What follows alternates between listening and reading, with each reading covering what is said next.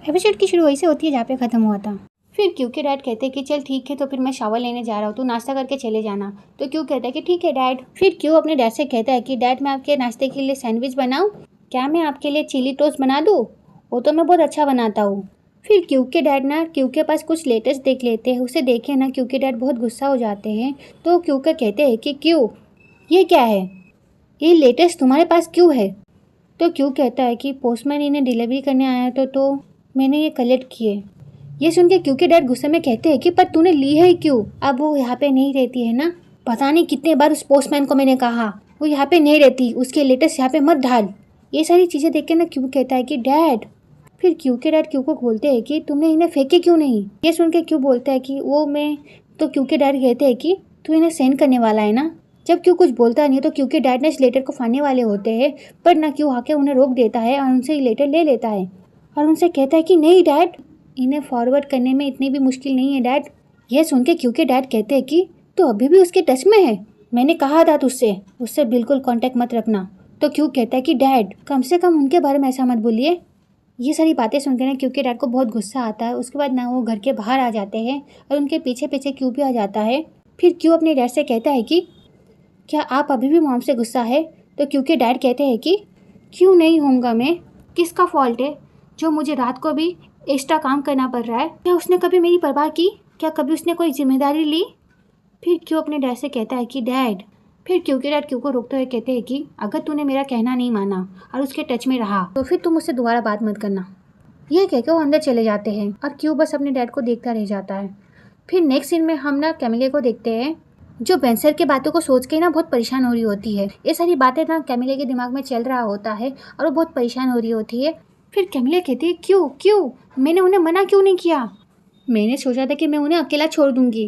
फिर वो खुद को ही बोलती है कि अरे मैंने ये क्या कर दिया, उसकी रिक्वेस्ट करने पर मैं मना क्यों नहीं कर पाई, क्या हो गया है मुझे? फिर वहाँ पे कैमिलिया की असिस्टेंट आ जाती है और कहती है कि आप ये क्या बात कर रही है, आपने बेंसर को रिजेक्ट किया? तो कैमिलिया कहती है कि ताओ।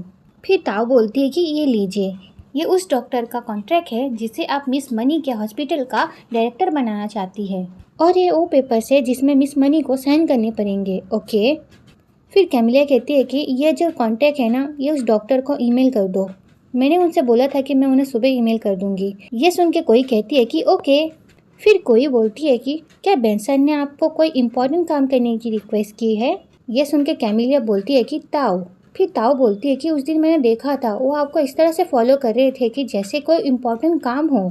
बताइए ना, आप बेंसर की हेल्प करेंगी ना, ताकि उन्हें एहसास हो मुश्किल वक्त में आप उनके साथ ढाल बनकर खड़ी थी। ये सुन के कैमिलिया कहती है कि हाँ, तो इससे क्या फ़र्क पड़ता है? ये सुन के ताओ कहती है कि बेल, कम से कम जब वो पार्टनर चूज़ करेंगे तब उनका दिल भी उन्हें चूज़ करने में हेल्प करेगा ना।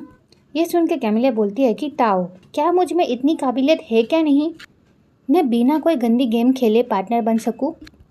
और अगर मुझे जीतने के लिए कोई गंदी चाल चलनी होती तो ऐसी प्लान की ज़रूरत नहीं होती। सिर्फ एक बात कहकर मैं टीचर और बेंसर के बीच दरार डाल सकती हूँ। ये सुन के ताओ कहती है कि सच में कैमिलिया मैम, आप सच में ऐसा कुछ जानती है क्या? ये सारी बातें सुन के बिना कैमिलिया उसे कुछ बोलती नहीं है।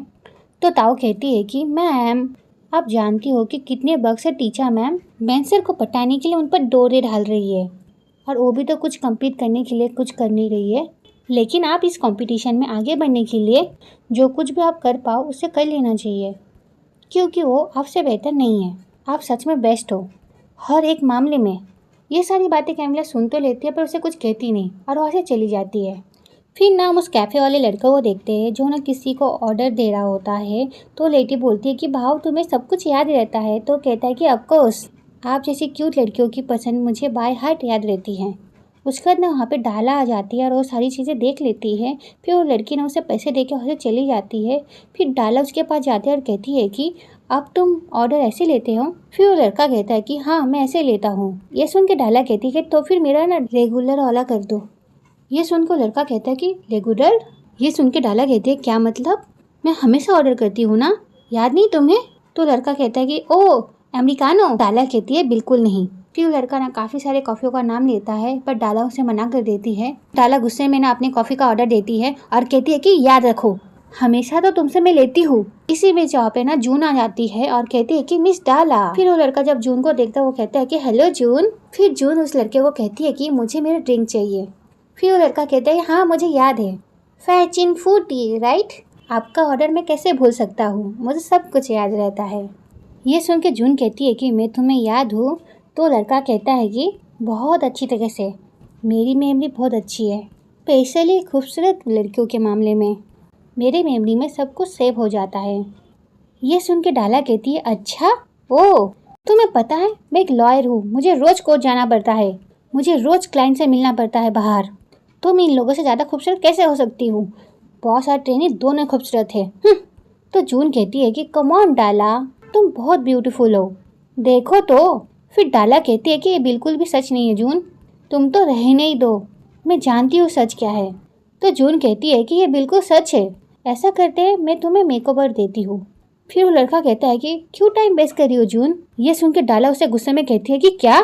तो ये वीडियो यहीं पे खत्म होती है, नेक्स्ट पार्ट के लिए कमेंट करना। Okay bye bye.